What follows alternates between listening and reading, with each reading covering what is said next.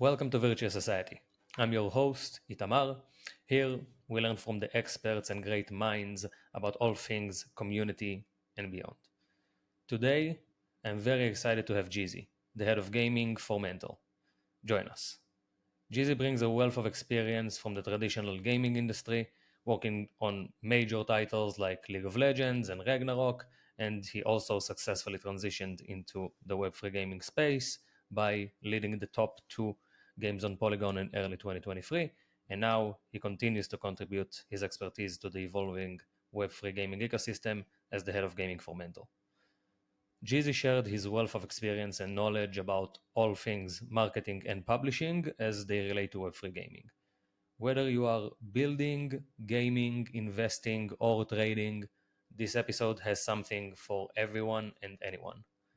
I would like to thank Geezee again for his time. Enjoy the episode. So, welcome, Geezee. Can Hey, how's you? it going? It's going very well. How about yourself? Very nice. Nice. So I wanted to dive right into it and first and foremost ask you if you can share a little bit about your background and kind of what inspired you to pursue a career in Web3 gaming.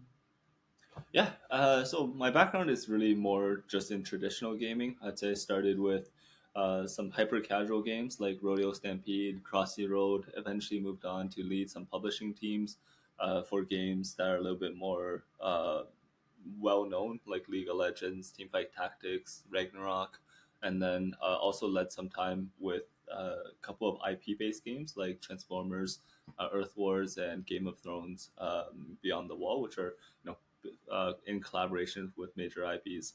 I eventually became the head of publishing or head of global operations at a company called XD and founded or uh, helped essentially develop and grow a gaming platform called TapTap into one of the largest gaming platforms in the Asian market. We end up seeing about 35 million monthly active users and counted for about 4 to 5 billion game installs every year.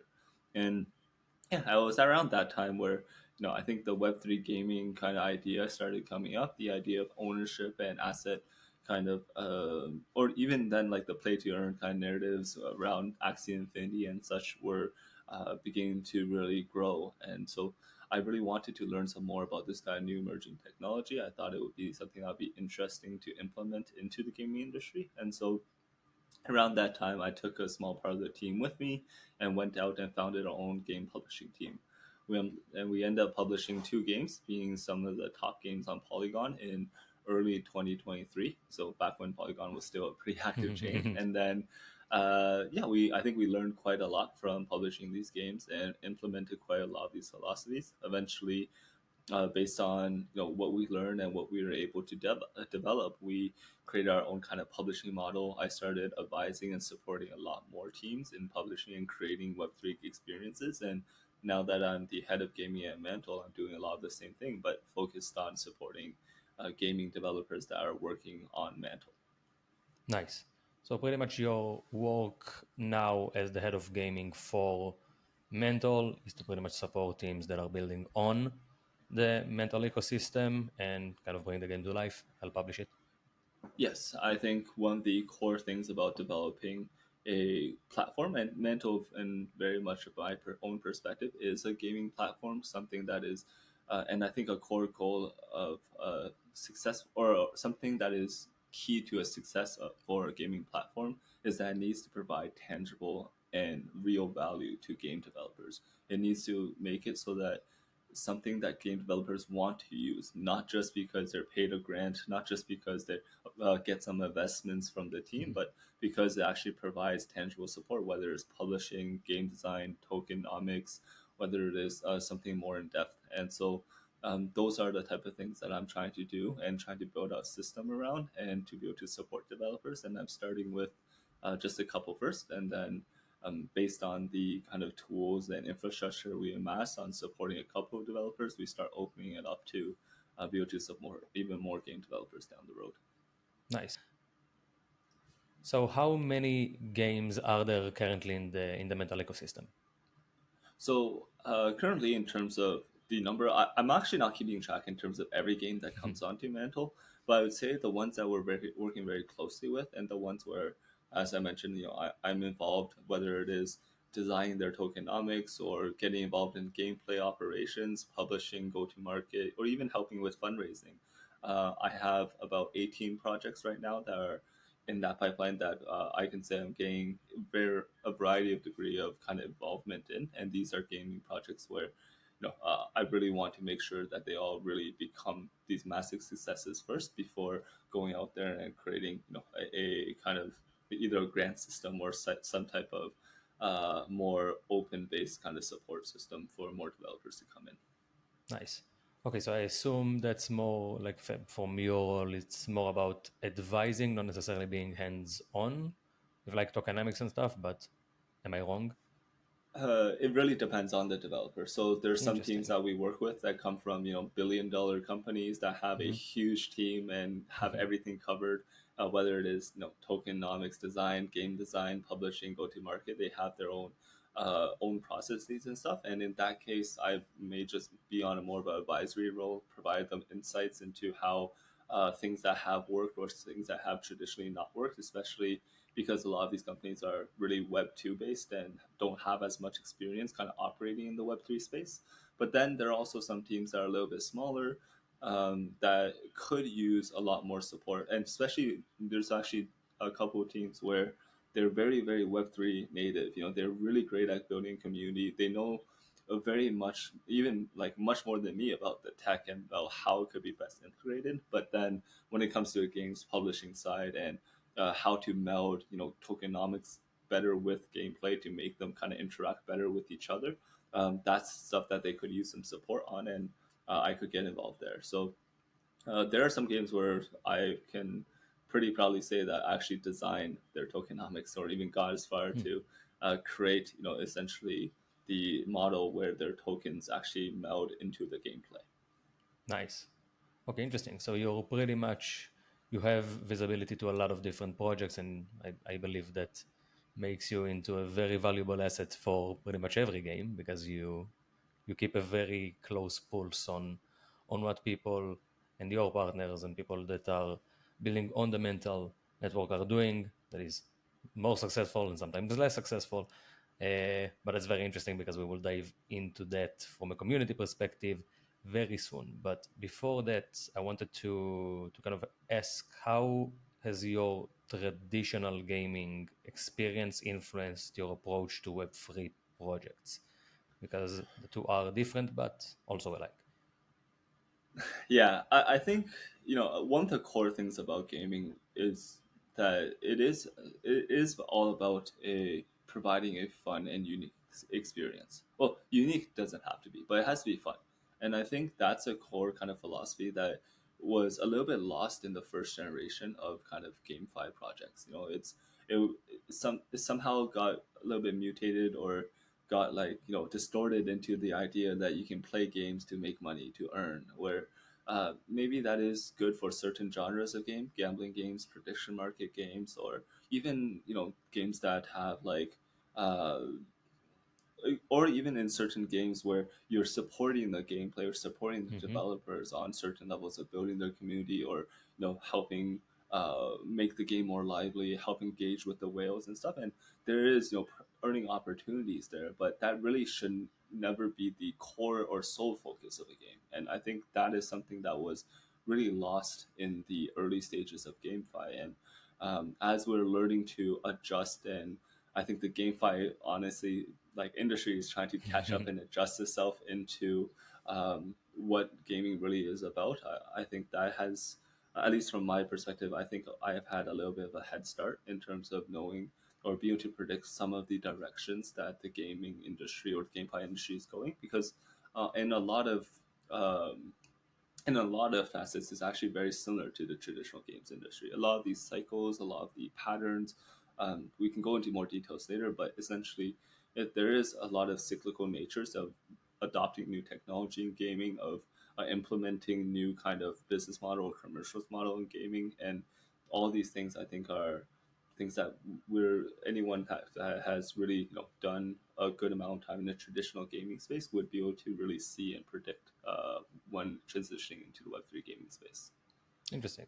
So from what I'm Mhm. hearing, the transition for you from Web 2 to Web 3 wasn't wasn't that much of a challenge, really.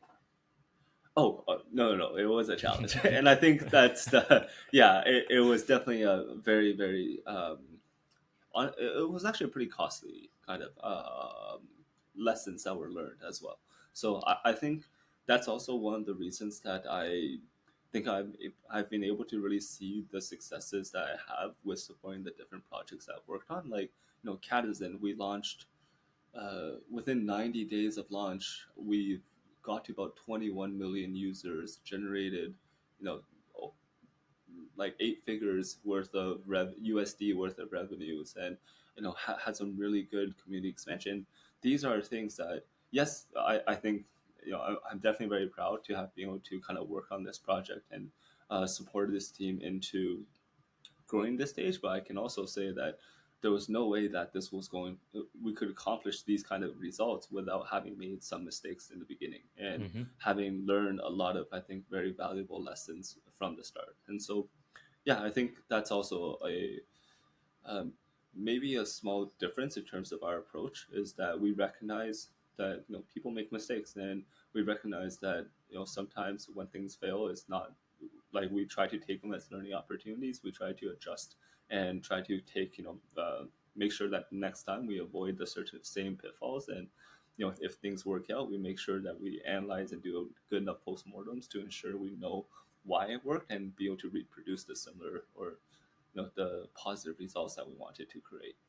Nice. So, are there any like unique challenges that are really like web free challenges that are not really something you came across during your time in Web 2? Yeah, quite a few, but I think the biggest one is really the logic. And Okay. uh, a big part about Web3 gaming is that they moved two sides. One is the idea of a token, right? Having a token launched and trying to accrue value to the token. I think from a traditional business, not even gaming, but traditional business sense, you're thinking of generating revenue and accruing some of the revenue to a token, and then growing the revenue price, like a stock price, right? Where Hmm. your stocks are going up. But in all reality, the token price of a game typically is very much detached from the actual value of a token. When I list a token on Binance or Bybit or any kind of centralized exchange, yes, I have millions or maybe even hundreds of millions of people trading this token and adding speculatory value to it and putting it through the roof. But not a single one of those users are going to come and play my game. None of them are going to be into our ecosystem, generating value, spending money. And so what happens is the business that is underlying the game, which is the company or the game itself, and the value of that business is completely detached from what the actual value of the token is. And that situations end up causing a lot of kind of logical discrepancies, or um, definitely things that would be very much counterintuitive for someone who is coming directly from Web2 space. And I can say I definitely uh, got burned a couple of times based on thinking of things potentially the wrong way, or feeling seeing things probably the wrong way, and learned quite a few lessons there. And then so that's the token side, and the other side is uh, there is a huge amount of, I think, stigma that kicked off Web3 gaming, or a huge amount of kind of scams, Ponzi schemes, Hmm. that really kicked off the Web3 gaming kind of, um, yeah, kicked off Web3 gaming in general. And I think that has caused a very strong stigma against Web3 gaming in general for the actual or traditional gaming user base, where they didn't make any money. All they see is, hey, I bought this NFT that rug pulled, or I bought this token that ended up going down and becoming worthless. And so it is something where I think as a new industry or a emerging industry in the gaming space, it is definitely something that's very unique, and um, definitely a lot more difficult to be able to accomplish, to be able to kind of operate in, given that a large part of the user base or our target market kind of hates us in that sense. Yeah, that's for sure. I think that you also kind of touched on that, but the the audience is a bit different because it's not just players coming in to play the game and potentially spend like money and buy stuff in the game. It's people that are coming in to also speculate on the token and potentially earn by holding and investing or by trading. And that creates a very weird dynamic for a game that is trying to cater just for people to have fun, really. So how did you tackle that from like a community perspective? What are some of the best practices that you recommend for the projects that you are working with? It really depends on the type of project. So I think using casting, because I already talked about it. Hmm. It's a game that we saw over 21 million users within the first 90 days of launch. Where we're generating real revenue from the game, and like when we looked at Kazan, one of the original design philosophies for the game was about converting free to play or even play to earn players into high value players, meaning players that are willing to actually contribute to an ecosystem, whether it's through monetary, whether it is through doing quests and help amplify the ecosystem in terms of social awareness, help us get our Twitter accounts into the algorithm, those kind of things. That could be as long as they're able to contribute value, we count them as a high value user. And so the game itself was one of the core philosophies was designed to actually convert low value or even value extraction users um, into these kind of high value users. So the way we designed the gameplay, the way we used each tokenomic design or each token incentive in doing so was all meant to kind of accomplish this goal. And whereas for a more traditional type of game where the idea is to earn money from users spending in it, like or exchanging entertainment and fun for revenue. In this case, I think that we definitely have to have a less um, a kind of a different cycle in terms of gameplay. We want to make sure that users are actually uh, able to generate actually enough value for your ecosystem before they get a token that they can liquidate and go out and sell and make money. So there is a very strong amount of balancing that is created um, that is has to be a part of the design. One of the key things that I actually really look for right now in terms of building my team is people that have very strong economic design when it comes to the gaming field. Because and these are teams that are coming from like Eve Online, so CCP, Hmm. or Fantasy Westward Journey, which was NetEase, or even like I think World of Warcraft. People that have been operating the game for a very long time, they understand what it meant to be able to have an asset in the game that is truly worth value, and what it should take for a user before they're able to get that asset, and whether it is allow them to exit or sell it or Hmm. monetize it or to use it inside the game. So these are the kind of core philosophies for a more traditional game when implementing the idea of tokenomics into it. Nice. That's very insightful. So on top of all of that, your background does include leading publishing teams for like major titles. Can you Mhm. share some of the insights that you took from that time of your life on how to successfully really publish a game? Yeah, so I think the one of the big things that I think I found very supportive or very helpful was back when I was like head of operations at XD Games. One of our divisions was called the Premium Games Divisions, where we actually worked with essentially only indie game developers. Hmm. And one of the kind of unique elements of doing that is that the indie game developers tend to be one, two people teams, or even just like on the bigger side, maybe 20, 30 people, but they tend to be very passionate about gaming. It's they they create a game not because hey I want to make $10 million and want to be able to retire young, but they make it because they're actual gamers themselves. They see that hey, this is the type of game I really like to play, but there's something missing, or I have an idea to make it better. So they implement these new ideas and develop these new games based on passion and based on a real need that arise from themselves. And usually if they're real gamers and if they find that this is going to be something more enjoyable, then there's going to be a big market for their games that also want to play this more enjoyable version of some type of gameplay that they invented. And so but the problem is they don't really understand business. Hmm. And when I sit down with them, a lot of times I ask them like, "Hey, what's your cost per user acquisition? Who's your exact target market?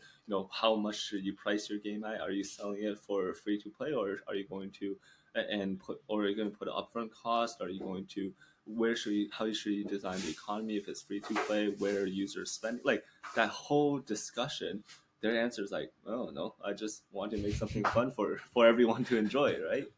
And so and so I think that's a big area that I was actually really able to a good mentality for me to be able to take into the space is, hey, how can I design their business side of the project so that they just have to focus on making a fun and entertaining game. And so a lot of time I was able to get really in depth into how to design the economy of game to better monetize your users, how to price the different games so that different or price different assets, but also games to be able to better target different users from different parts of the world or from different kind of income levels, or how to design the kind of payments inside the game to be able to cater to all different sorts of users, whether it's free to play users, small spenders, super whales, and Hmm. we even had like these huge gigantic blue whales who I think back in Earth Wars we had players spending up to $1 million or even more inside the game just because they enjoyed it so much. And there's a special way I think that we had to operate to be able to cater to these guys.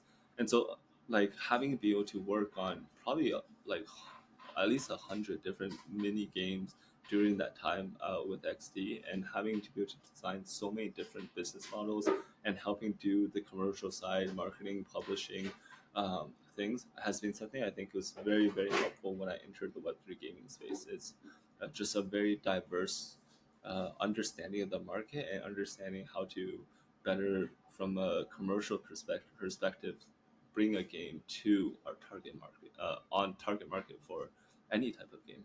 Yeah, bringing the gaming knowledge to Web3 gaming and not just the Web3 piece of it. That's important Yes. for sure. You mentioned the marketing, so I want to dive deeper into that. What would you say are some of the, let's say, key elements of performance marketing that you think are crucial for the success of different games, both in traditional and Web3 games? So the word performance marketing for me usually means just ads, means purchasing, creating creatives, so creating ads, pushing them through different ad networks like Facebook, AppLovin, Unity, Iron Source, whatever, and then trying to get them in front of users to look at that, to get them to convert, click the ad, and then go through the engagement funnel to eventually actually play your game.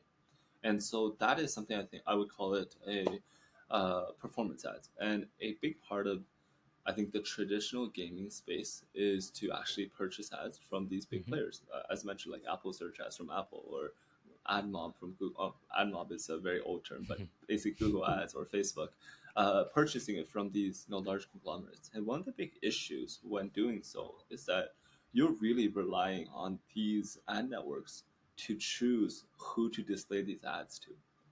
And these ad networks have all the data, so they're the ones who are crunching numbers and saying, hey, where can I get the most amount of users, which for them means the most amount of revenue because they operate on a CPC or cost per click model usually. And so where can I get the most amount of clicks? And then they will dump these kind of analyze this data, show your ads to these users, and then you get those users based on how many actually click through. And so, for a Web2 game developer's perspective, when they're going through these ad networks, the only thing that they can do is to optimize their ad to improve the click through rate. That way, they can get ads at a or get users at a cheaper rate. The problem is that these users have no core. The click through rate actually doesn't have a very high correlation with Hmm. the actual value of the users inside their games. So Interesting. when a user, yeah, because it's if an ad can convert really well, but it doesn't show anything related to the game, Yeah, then when the users click through that and go into your game, they might just delete the game right away as soon as they realize it's not what they see. yeah, But I've been that's there what happens. for sure as a Exactly. user. And that's why there's such a big kind of fake ads kind of theme going on in the gaming industry. Like, have you ever try doing that yourself, where you look at, you're watching YouTube videos, an ad comes up and it shows some really addicting and fun gameplay, Yeah, yeah. and you're like, oh shit, I want to play that, right? You click into it, you actually start playing the game. Like, this is nothing. This is some Nothing like SLG it. where Yeah. exactly, it's a play to win gotcha game, a pay to win gotcha game that has nothing to do with the ad that you show. But developers have to do that because that's the only way they get high conversion rate, and because all the data is in the hands of these major like ad networks. But I think that's just something that's going to really change, and that this is one of the big reasons why I strongly believe in Web3 gaming, because once these data becomes on chain, when you start targeting users based on what's in their wallet, hey, like, hey, this guy has a bunch Hmm. of Medicine, World of Warcraft, and Eve Online assets. This is someone who likes MMORPGs. I can try and maybe airdrop them some assets from my game for them to try out my game, or I can try and target this user with my ads and to bring into my games. You suddenly offer so much data to game developers themselves. You level up the playing field, and you let game developers choose who to show their ads to. And in this case, it becomes it's a benefit for both sides. For game developers, they can better target their users. They can spend less money or be more efficient with their spending to make sure that they're attracting high quality users, people that actually want to play their game. And from the user's perspective, you're getting ads that are actually relevant to you. You're seeing a game that you don't get pushed these fake ads for all these different games that seem addicting or seem fun, but then you click through it has nothing to do with their game. But you're showing ads for the genre of games that you actually like or you've shown to like. If on-chain data shows that I put probably like 500 hours into FPS games, but only put like an average of 3 minutes into every MMO game, then MMORPGs are going to stop wasting time or resources trying to get to me. But these FPS games will start showing me, and the high quality ones will show ads towards me more, and suddenly I get a lot more variety of FPS games to choose from as a consumer. And but I'm able to really get, from my perspective, much higher quality kind of recommendations when it comes to the gaming space. So this is one of the reasons I truly believe in kind of why Web3 should be implemented into the gaming industry or will be implemented into the gaming industry. And I think these are type of things that um, yeah, it's going to be a big game changer in terms of how games are going to be published, based on because of Web3 technology. That's very interesting. And I think that from like you mentioned pretty much airdropping some of your assets to a user that seems to fit pretty much the persona of the user that would enjoy your game. And that's pretty much you as a game developer utilizing your marketing budget to directly reward a potential user rather than paying the middleman to get you some clicks that might be worthless or not that worth it. So it's kind of it's flipping the entire script. It's a whole different way of marketing and catering to pretty much put the user at the center, really. And I think that's kind of a trend that we're seeing everywhere else, maybe besides gaming. So it seems like it makes sense that it will get there as well, and it seems like Web3 is is indeed the answer. So a lot to unpack there. One other thing that I wanted to kind of touch on is user acquisition. So how do you approach it now with the games that you are working with in Mantle? Like how do you tackle what I would say is kind of the biggest issue for Web3 games? Yeah, I definitely would say it also really depends on the game. I mean, a hyper casual game where like you see the gameplay is it meant to be really addicting upfront, and so we just show as much gameplay out there, and people naturally come play. Whereas a much more in depth or hardcore game, it really depends on the type of user and who wants to play, and then there is a lot more strategic targeting that must be done. And so in this case it depends on game, but I'd say in general, we found that the best success is to implement some of these a combination of philosophies and techniques that come from both the traditional gaming space and kind of what's available with the addition of the Web3 space. So, from the Web3 space, I think one of the big parts that's really new is incentivized community building and incentivized application. So getting your users to become uh, ambassadors for a game and providing additional incentives for them to be able to help grow your ecosystem and help you acquire more users.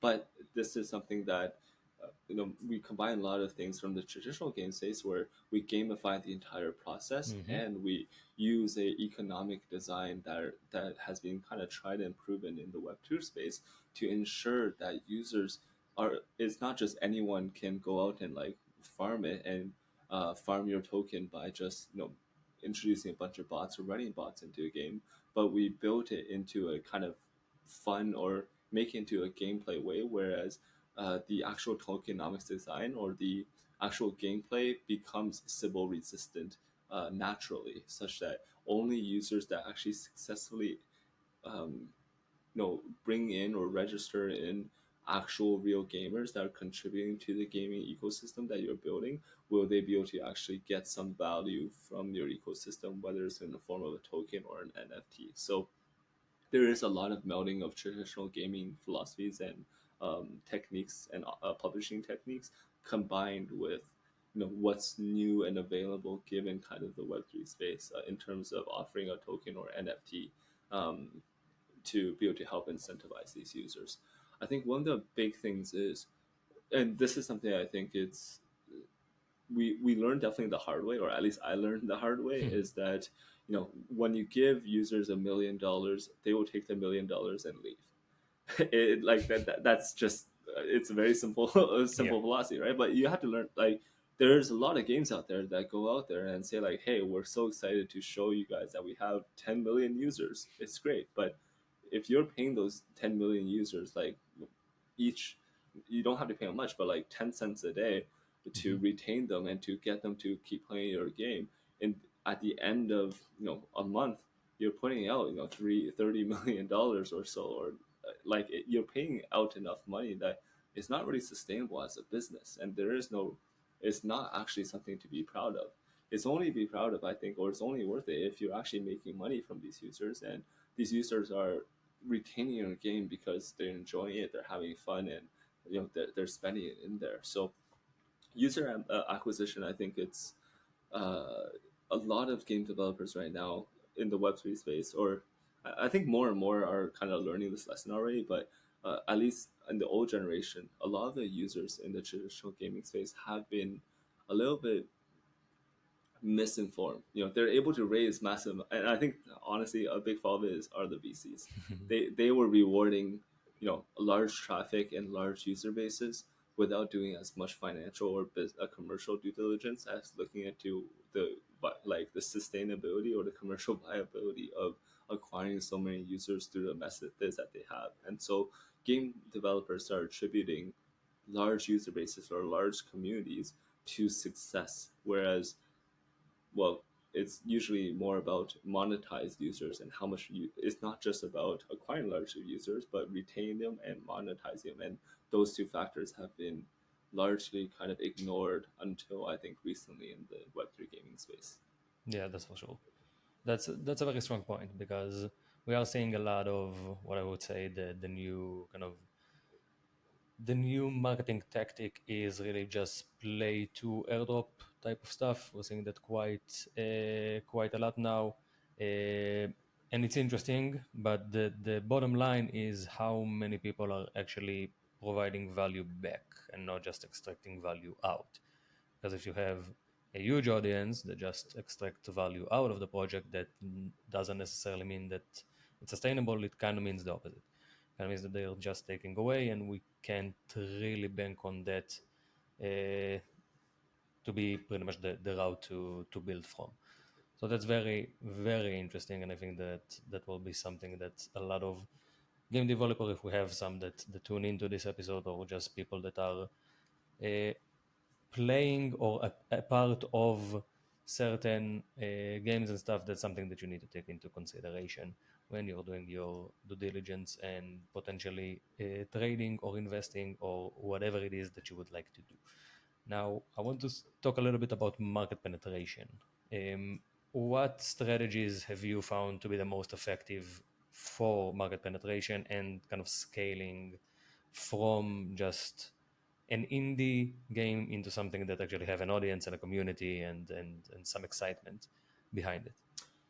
Well, if you talk about indie game, then I think like when I say market penetration, being able to get access to the Web3 gaming uh, market is actually pretty significant. I think the Web3 gaming market right now, if you're looking at like actual valuable players, like players that might be willing to spend money into the games that they play, we probably have several million. I think that it's probably fair to say several million players in the I space, agree. and trying to get access to a small portion of that is probably enough for an indie game to generate a good amount of revenue and become successful. If we talk about larger games and hyper casual games where several million users, honestly, to me is a complete failure. It really needs to reach tens or 100 millions to for me to be considered that a successful game, especially when I'm looking at the projects that I mentioned before, coming from these kind of billion-dollar companies that Hmm. trusted our team to work with them to help them publish a Web3 game. Their standards are definitely a lot higher. And in that case, we need to be able to not just penetrate the Web3 game market, but also get market penetration into the actual Web2 gaming space and the traditional gamers. And so there really is a different kind of approach based on the type of game I'm working with. For Web3 games, I definitely would say like for indie or like smaller indie games, my approach is usually really focused on the existing Web3 gaming space, and a lot of the times, that's really a tokenomics design, and it comes down to how to make it such that the tokenomics can one incentivize users to help amplify your project, to go out and bring you truly valuable users that are going to retain your game, and how to ensure that the tokens only get unlocked once this value the user actually provides, or they get tokens only after they provide that tangible value that we can prove. And then this is something that's very much scalable because we just keep incentivizing more users, and it doesn't matter how many users we push out to, as long as there's this kind of systems and checks in place to ensure that only users that are truly contributing to the ecosystem get to earn from your game, then you're essentially profitable, right? Because you're making more value than you're essentially giving out. So that's where a lot of the focus is on, and a lot of the times that is kind of a side that is a little bit more helpful if the underlying game is really fun to play and you're able to retain a lot of your users naturally because of kind of enjoyment of the gameplay as well. For these larger games that are looking for Web 2 penetration, or like being able to gain access to essentially web mass adoption, there really is no simple answer. I don't think if we had an answer, I think everyone there would be a kind of mass adoption done as well. I can say that there's a couple of things that have proven to work. Um, One is the idea of as kind of mentioned before, like using tokens as a incentive, an optionary incentive that to bring users to kind of help them get them to help amplify your project, to get you guys into like again our project into the Twitter algorithm and how have us featured or more prominent displayed and stuff like that. Having people go out and retweet and show on social media. This is like how to implement this in a way where it's not obtrusive or like um, damaging to the actual retention of the game, so a user goes out and sees it. And second is how to implement it in a way where users who want to, it's, yeah, as I mentioned, optional, want to do it can participate in this side of things, but don't want to can still go in and play the game and still provide insights and actually get involved in gameplay. And then the last point is we really want to make sure that the users are able to still be monetized in a traditional way. So whether or not they're spending crypto in the game or spending fiat in the game, there has to be a strong monetization model to ensure that the game can actually generate revenue. We can make it so that a lot of the revenue gets occurred to the governance token or whatever token for the game that they're selling, so that the value goes up. But in the end, whether or not the money goes into hands of the developer or hands into token, which honestly developers should hold a bunch of anyway, so it helps kind of bring their bags up. It The monetization model has to be smooth and in place, and that causes a couple of big problems with usually the app stores, Steam, Google Yeah. Play, the App Store, and having not circumvent it, but be able to operate within the regulations that they put out, and finding, and we've have proven, or have some proven ways where we found are able to operate within kind of the rules that they put in place, but still be able to provide the value of kind of blockchain technology to users through different games. So this is another area that we found we're able to kind of work out or figure out to operate correctly. The last thing is, don't hide it. I see so many developers out there trying to like think, hey, I think I can bring mass adoption, but let's do like a custodial wallet hidden in the background, and Yeah. user transactions are going to be put on chain, but they're not even gonna know it. They're not even gonna know that they're using NFTs until they're blah blah blah. Like that's not, no. That just doesn't work. I think gamers are not stupid, and also more importantly, if you really want to have a blockchain enabled game or game with blockchain technology in it, um, you, for the first couple of users you might be able to hide it, but as soon as you try to scale and you try to hide the fact that you're on chain, that really just, one is counterintuitive. You lose the transparency of, being on chain to begin with, or you hide it from the Web2 users, but try to shill it to kind of the Yeah, it's a Web3 weird space. dynamic. It just makes no sense. Yeah. Yeah. So be upfront about it. Users will eventually accept it once they see more high quality games being released and more legitimate experiences, rather than just a bunch of pump and dump Ponzi schemes, various different scams being put out to them. Eventually they'll learn to accept that, hey, Web3 games are, or games with blockchain technology can also be fun and can also be something that be Yeah, it's kind of getting rid enjoyable. of the Web3 games thing entirely, and Exactly. just have games that uses blockchain. Okay, Hmm. I had a few more questions, but we're close to time, so I'm going to just round this up with what I would say is kind of the most important question of this episode. So, reflecting kind of on everything that we've just discussed and your career in gaming and marketing and everything, what would you say are the two key lessons that you've learned during this time that are important from both building a community perspective for the actual project and to, to the gamer itself? Like, what would be the two lessons that you think, okay, this is what I would like to see in a project that I'm getting involved with, whether if I'm just a community member or I'm like an investor or the publisher So rather? I've been, I mean, from my side, we help manage the Mantle Eco Fund, where we invest in gaming projects. Uh, I advise and support gaming projects building on Mantle, where we do provide a ton of resources to these projects, and um, like I think the last game we put out probably close to $10 million worth of funding through grants, investments, and everything to ensure that, like, to help them become successful. Um, yeah, so when it comes to like choosing games to work with, what kind of games do we want to deploy all these resources and ecosystem support from, or games that we want to invest in? I have kind of two sides I really look at. Number one is, like, what's the reason for making this game? It's, if your reason is just to like make money, honestly, that is a very very rare for a game like that to become successful. And in fact, it is something where in the gaming space we see traditionally uh, a decline in actual revenues and success whenever teams try to do this. For example, Blizzard. Like, Blizzard had some of the most iconic, best games of all time. StarCraft, Warcraft, Diablo. These were amazing games. And then each iteration of these games that they went on to make, StarCraft 2, Warcraft 1, Warcraft 2, Warcraft 3, or Diablo 3, Diablo 4, eventually every single one actually had worse reception and worse kind of actual kind of experiences for users. And I think a big part of that is because they went out there and designed these games not because they're fun or not because they had a reason to, but because they said, hey, this is IP that made money, let's try to make more money out of it.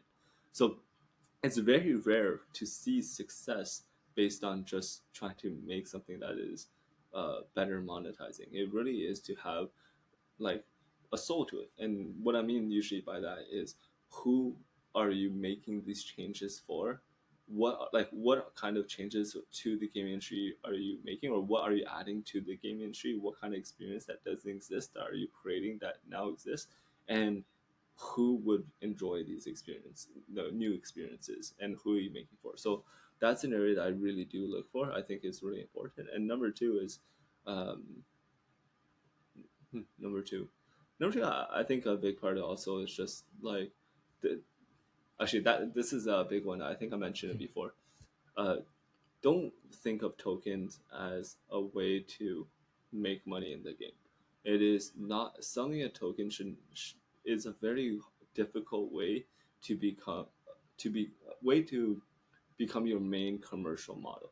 Selling tokens usually, especially in the short run, is actually a very costly and expensive endeavor. You launch a token out there, and if you're not able to really sustain that token price, accrue enough value to the token, then it's going to crash. And it's going to crash because you airdropped a bunch of users and they're going to dump it, or you have your investors eventually unlock or vesting Mm-hmm. investor tokens and unlock them. And either way, they're going to dump the token, it's going to crash. And when it starts spiraling down, you if you don't have some way to kind of cash that token, it's going to go to that infamous GameFi death spiral, and then your brand reputation is destroyed, and all your users will leave. So don't rely on the idea of launching a token and selling tokens to be a main source of revenue.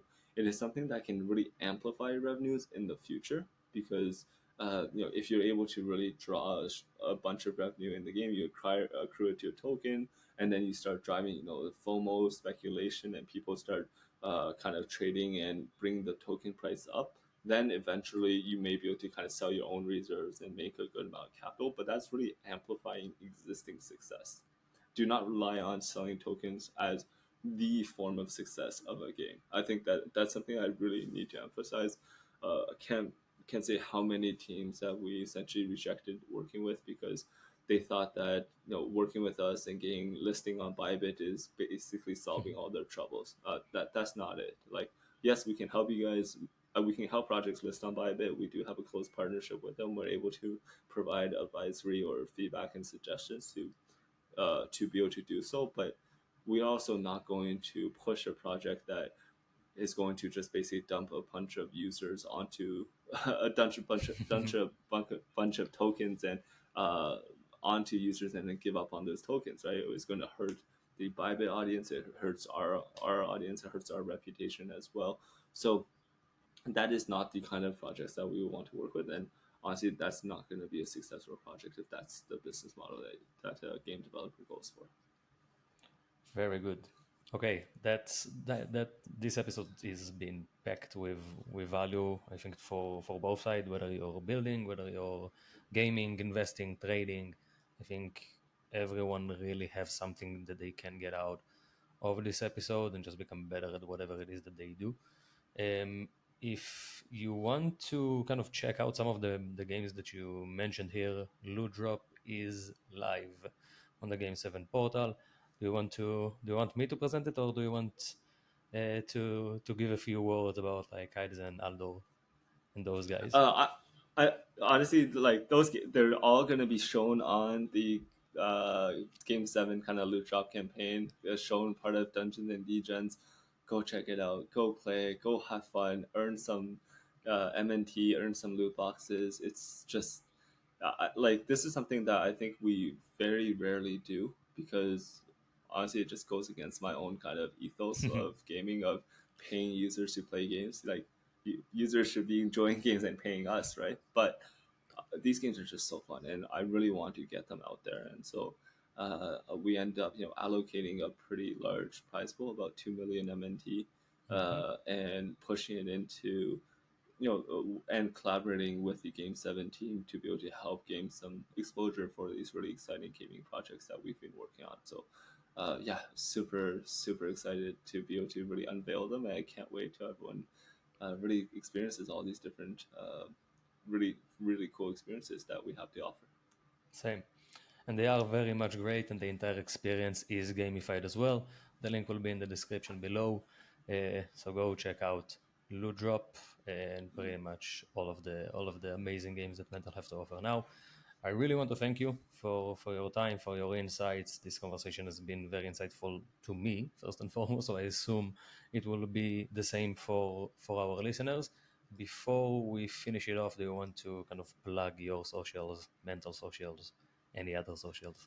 Everything will be in the description, Uh, but still.